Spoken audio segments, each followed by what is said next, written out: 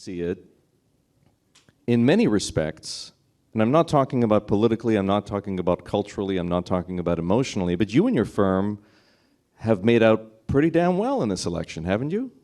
Oh, you mean because of Bitcoin, you mean? Well, yes. For now, I mean, listen, you know, a lot of things have to go right, and the market is pricing a near perfect regulatory situation and a perfect Secretary of the Treasury and a perfect SEC commissioner, et cetera. So a lot of things have to go right. But yes, I mean, it's been a big move. But since we're just talking specifically right now about Bitcoin, I would maintain to the people in this room that Bitcoin is at the price that it should have been at in January of 2022. And just hear me out for a second.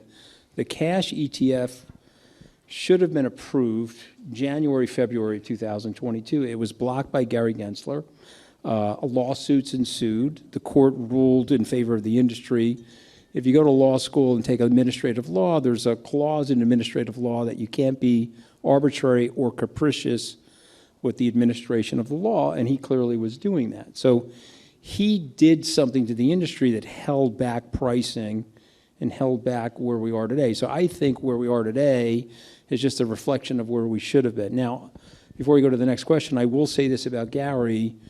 He didn't do this on purpose, but he actually saved the industry, because by blocking the Bitcoin cash or spot ETF, it exposed the weaknesses in the industry. It exposed FTX and Celsius and 3 Arrow, and we had this capitulation and collapse and deleveraging, which, you know, I mean, I was getting killed back then, as you know. Okay, you have very friendly journalists, I mean, that write about me when I'm getting my ass kicked. But anyway, and I stayed in those positions, and obviously being rewarded now. But if Gary didn't do that, I think we would be living in a world of Sam Bankman-Fried.